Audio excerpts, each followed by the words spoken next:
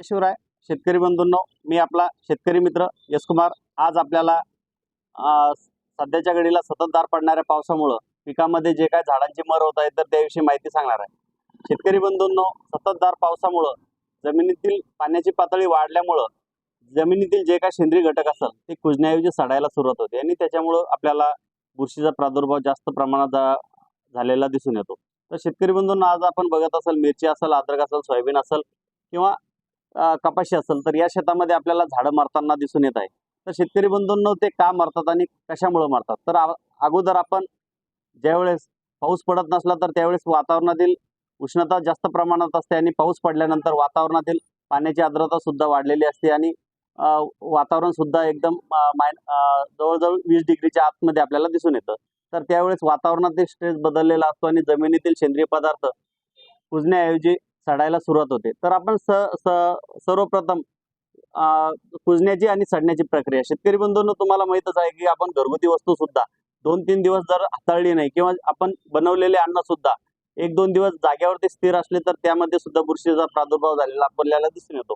किंवा सदरील जे अन्न 1-2 दिवस बनवल्यानंतर एका जागीच असले तर वातावरणातील आर्द्रतेमुळे त्यामध्ये बुरशी तयार होते आणि अन्नाचा सुद्धा आपल्याला उग्र वास येतो। त्याचप्रमाणे जमिनीमध्ये सुद्धा जे काय सेंद्रिय घटक असेल तर हे सडण्याऐवजी कुजायला सुरुवात होते, कुजण्याऐवजी सडायला सुरुवात होते आणि त्या ठिकाणी हानिकारक बुरशीचा उत्पत्ती झालेला दिसून येते। तर हानिकारक बुरशी म्हणजे काय? ज्यावेळेस तुम्ही एखाद्या जमिनीमधील कोणतीही गोष्ट सडायला लागली तर त्यामध्ये फायझोप्टेरा असेल किंवा फ्युजरमिंट असेल किंवा रायझोक्टोनिया असेल, या बुरशीची उत्पत्ती झालेली आपल्याला दिसून येते। त्यामुळं ज्या ठिकाणी उत्पत्ती झाली तर त्या ठिकाणी ती कोणताही पीक असेल ते सडायला सुरुवात होते आणि आपल्याला शेतामध्ये असे वेगवेगळ्या ठिकाणी ज्या ठिकाणी पाणी जास्त साचतं किंवा ज्या ठिकाणी सेंद्रिय पदार्थांचा अगोदर आपण जास्त प्रमाणात टाकलेलं असेल, जे पहिलंच आपण सडलेलं असेल तर त्याच्यातील सुद्धा बुरशी सुप्तावस्थेत असते आणि ज्यावेळेस पाऊस जास्त झाल्यामुळं ती सुद्धा जीवावस्थेत येते तर त्यावेळेस आपल्याला अटॅक झालेला दिसून येतो। तर शेतकरी बंधूंनो, त्यासाठी काय करायला पाहिजेत आणि काय नाही करायला पाहिजे तर हे मी तुम्हाला सांगणार आहे। तर सर्वप्रथम शेतकरी बंधूंनो, ज्या ठिकाणी पाणी साचत असेल त्या ठिकाणचे पाण्याचा निचरा कसा होईल यासाठी त्या ठिकाणी पाण्याचं व्यवस्थापन करायला पाहिजे। त्याच्यानंतर शेतकरी बंधूंनो, शेतामध्ये सेंद्रिय घटक टाकताना ते चांगले कुजलेलेच टाकायला पाहिजेत, कारण की कुजलेले जर नसेल आणि ते जर सडलेले असेल तर त्याच्यामधील जी काय बुरशी असेल ती त्यावेळेस सुप्तावस्थेत असते, पण ज्यावेळेस पाऊस पडला तर ती जीवावस्थेत येते आणि त्यावेळेस आपल्याला जास्त प्रमाणात अटॅक झालेला दिसून येतो।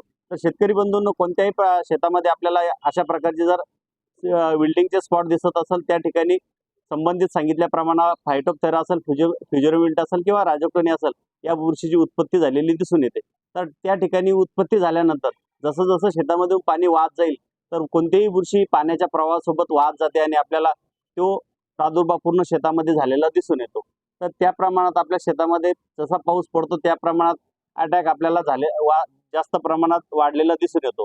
तर पाऊस पडल्यानंतर सुद्धा तो अटॅक थांबायचं नाव घेत नाही। तर त्यासाठी शेतकरी बंधूंनो वेळीच उपाययोजना करायला पाहिजे। तर तुम्हाला मार्केटमध्ये रासायनिक पद्धतीने आणि जैविक पद्धतीने दोन्ही पद्धतीने आपण तुम्हाला उपचार पद्धती सांगतो। तर अगोदरच्या व्हिडिओमध्ये सांगितल्याप्रमाणे शेतकरी बंधूंनो, जैविक ही उपचारात्मक प्रक्रिया आपण अटॅक येण्याच्या अगोदर करायला पाहिजे, त्याला आपण प्रतिबंधात्मक उपाय म्हणतो। आणि अटॅक जर आलेला असेल तर तुम्हाला रासायनिक प्रक्रिया केल्याशिवाय पर्याय नाही। त्यासाठी मार्केटमध्ये तुम्हाला वेगवेगळ्या प्रकारच्या औषधी भेटेल, पण मी आज आपल्याला मार्केटमध्ये जे PCT येतं तर हे PCT तुम्हाला GSP कंपनीचं तुम्हाला PCT भेटेल। यामध्ये तुम्हाला पायराक्लोरोस्टोबिन, थायरम आणि क्लोथाडिन हे 3 प्रकारचे कीटकनाशक बुरशीनाशक आहे। याच्यामध्ये एक प्रकारचं कीटकनाशक आहे जे क्लोथाडिन आपण मार्केटमध्ये सुमोटोमोचं डेंटासू या नावाने घेतो आणि 2 याच्यामध्ये बुरशीनाशक आहे। तर मित्रांनो, याचं सुद्धा तुम्ही ज्या ठिकाणी स्पॉट असेल त्या ठिकाणी तुमच्या ड्रिंचिंग करण्याऐवजी, कारण की पावसाचं पाणी पहिलं जास्त प्रमाणात पडत असल्यामुळे जमिनीत पाणी पातळी जास्त असल्यामुळे तुम्ही पूर्ण शेताला ड्रिंचिंग न करता ज्या ठिकाणी तुम्हाला अशा प्रकारचे स्पॉट दिसून येतील तर त्या ठिकाणी याची स्पॉट ड्रिंचिंग करा। किंवा मार्केटमध्ये दुसरे औषध आहे आपल्याला अवेलेबल आहे, ज्यामध्ये बाहेरचं एव्हरगोल आणि रिॲटिस हे कीटकनाशक बुरशीनाशकाची तुम्ही स्पॉट ड्रिंचिंग करा, कारण की ज्या ठिकाणी हानिकारक बुरशीची उत्पत्ती झालेली असते तर त्या ठिकाणी बारीक बारीक रोण्या सुद्धा त्याच्यामध्ये जे काय जीवाणू असेल तर ते सुद्धा त्या ठिकाणी त्यांची उत्पत्ती झालेली असते। म्हणून बुरशीनाशक आणि कीटकनाशक दोघांची आपल्याला ड्रिंचिंग त्या ठिकाणी करणं गरजेचं आहे। पण ड्रिंचिंग करताना पूर्ण शेताला ड्रिंचिंग न करता फक्त स्पॉट ड्रिंचिंग करा की ज्या ठिकाणी जी बुरशीची उत्पत्ती झाली त्याच ठिकाणी आपल्याला नियंत्रण मिळवता येईल आणि जी बुरशी पाण्याच्या प्रवाहासोबत वाहून जाऊन पूर्ण शेतामध्ये तुम्हाला त्या बुरशीचा प्रादुर्भाव झालेला दिसेल तर त्यासाठी स्पॉट ड्रिंचिंग करा आणि वेळीच या तुम्हाला मर या रोगासाठी नियंत्रण मिळवा। तुम्हाला अधिक माहिती हवी असेल तर आमच्या शेतकरी मित्र यश कुमार या चॅनलला फॉलो करा, लाईक करा। माझ्या फेसबुक अकाउंटला सुद्धा भाऊसाहेब लीलाबाई संचितराव राऊत या अकाउंटला लाईक करा, फॉलो करा। आमच्या माहिती व्हिडिओ चांगले वाटल्यास तुम्ही शेअर करा। थँक्यू।